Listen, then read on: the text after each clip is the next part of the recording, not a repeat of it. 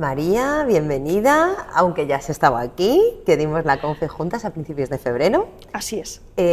Con Historia y Mitos, que hablaré de ello en algún momento, y con Breve Estratégica, que fue maravilloso escucharte, y que gracias a esta entrevista pronto lo pondré en el canal de YouTube, para que la gente conozca un poquito a ti y lo que expusiste. Y para que se comprenda un poquillo y surjan las dudas que te pudieran preguntar, yo tengo un poco de batiburrillo con la breve estratégica, si sale después de la sistémica, si qué pasa ahí, ¿no? Entonces, yo la tengo relacionada como con Palo Alto y con Nardone. Hablaste de Ericsson, hablaste de Václavic y... Ayúdame, María, a comprender un poco. Bueno, vamos a simplificar. Realmente podemos decir que el origen es el trabajo de Milton Erickson. Gracias al trabajo de Milton Erickson se reúne un grupo de diferentes perfiles científicos, por decirlo así, dentro de la antropología, la lingüística y demás, y empiezan a estudiar su trabajo. Y así es como surge el modelo de Palo Alto. Dentro de ese grupo de profesionales está Paul Václavic, y con el trabajo de Paul Václavic también aparece Giorgio Nardone, que podemos entender que es como su discípulo, uno de sus discípulos directos, y es quien evoluciona el modelo que conocemos en la actualidad. Entonces podemos decir que dentro del modelo de breve estratégica, de psicoterapia breve estratégica, estaría la rama de Palo Alto y la rama de Giorgio Nardone. Y entonces, eso de que, o sea, hay dos ramas, la de Palo Alto y la de Nardone. Pero yo, por ejemplo, que he estudiado algo con Nardone, es un tipo muy listo, muy rápido. Pero luego también hay una frase, no sé si tú la has escuchado, que es que Nardone solo hay uno. Que es que, claro, tiene unas formas de intervenir, ¿no? Lo que tú llamaste protocolos de intervención, que claro, es que Nardone solo hay uno. ¿Qué hacemos con esto, María? Bueno, una de las cosas que nos indica el modelo es el modelo breve estratégico es un modelo que es autocorregible. Entonces, desde la escuela lo que intentan es enseñar cómo funciona el modelo, pero también lo que permiten es que cada terapeuta desarrolle sus propias habilidades. Obviamente, Nardone no hay más que uno, pero Raquel tampoco hay más que una, ¿no? Entonces, lo importante del modelo es esta idea de que el modelo es algo que se puede aprender. Tú puedes aprender la forma de entender la complejidad humana y las patologías, en definitiva, dentro, ¿no?, de esta corriente. Y luego, como profesional, tú tienes que desarrollar tus propias herramientas. Lo que hace Nardone, o digamos una de las evoluciones a las que se le atribuyen, es protocolizar, establecer protocolos de intervención dentro de cada patología. Pero esto no significa que esos protocolos de intervención sean tallados en piedra, sino que cada persona tiene que aprender a aplicarlos en función del paciente que tienen delante. Ah, es que hablaste de eso también.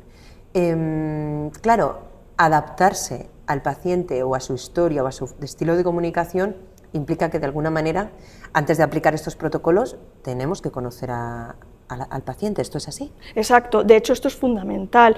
Es gracias a la comprensión del sistema perceptivo reactivo de la persona que tenemos delante que nosotros vamos a poder saber cómo cambiarlo. Entonces es un evento casual planificado, ¿no?, lo que vamos a hacer. Nosotros buscamos algo aparentemente casual a través de conocer cómo funciona su sistema perceptivo, que decíamos que era la manera en la que la persona entendía y se movía con el mundo, los demás y consigo mismo. Entonces, en función de cómo opere este sistema perceptivo reactivo, nosotros vamos a ir buscando unos cambios.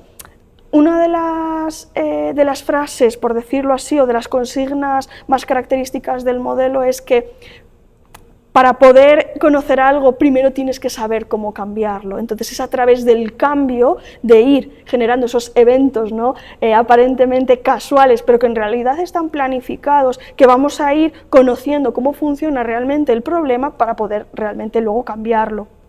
que es algo que puede parecer un garimatías, pero que en realidad tiene también su sentido y su base. Tiene su base porque al final el modelo breve estratégico es un modelo que se ha ido formando a través de la investigación y a través de la investigación empírica. En Palo Alto, cuando se juntaron todas estas personalidades, todos estos perfiles científicos, lo que estudiaron mucho, por ejemplo, fue la interacción humana, describir cómo nos relacionamos, y dentro de ese cómo nos relacionamos también el cómo nos comunicamos. De ahí se fueron sacando muchos patrones de interacción, muchos patrones también para poder comprender cómo se gestaban esos problemas, ¿no? Emocionales. Y luego de ahí, con el estudio, con todo este empirismo, es como, por ejemplo, Giorgio Nardone ha podido ir sacando sus protocolos.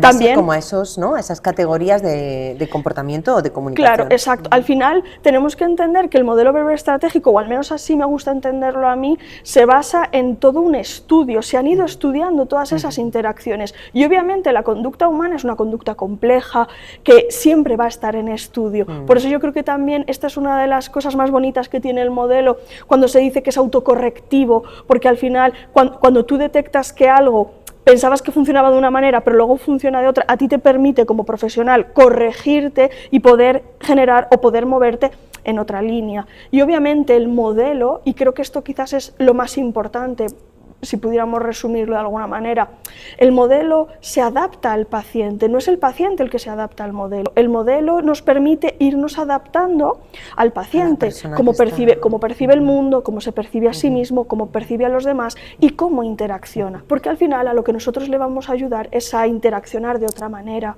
y eso lo vamos a hacer a través del lenguaje.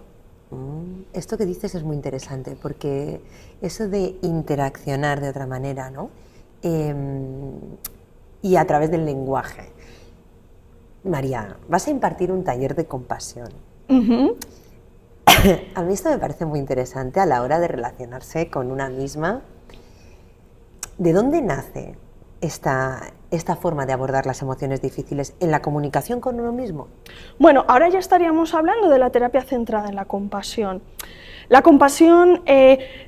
mejor dicho, la terapia centrada en la compasión es un modelo de intervención que nace con el trabajo de Paul Gilbert. Paul Gilbert es un psicólogo inglés, también ha sido profesor. Entonces, Paul Gilbert, con su trabajo, ¿no?, en la clínica diaria, él comprobó que la terapia cognitivo-conductual al uso, que podemos hacer la gran mayoría de profesionales que utilizamos este modelo, no terminaba de llegar a provocar cambios en los pacientes, sobre todo a nivel emocional. Es decir, él observaba que sus pacientes, una parte de ellos, ¿no?, referían que eran capaces de cambiar el pensamiento, identificar que tenían ciertas creencias irracionales, pero que no podían cambiar cómo se sentían.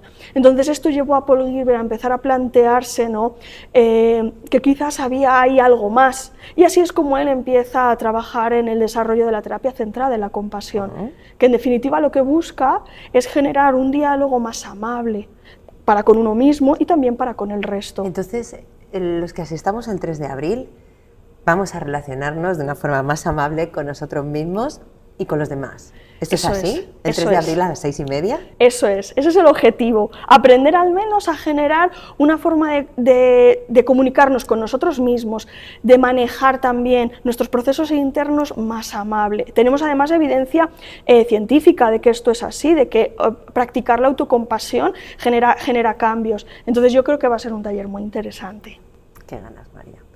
Muchas gracias por este ratito, por tu aportación a principios de febrero y por la del 3 de abril a las 6:30. Será todo un placer, un gusto y un privilegio tenerte entre nosotros. Todo un placer, muchas gracias. A ti.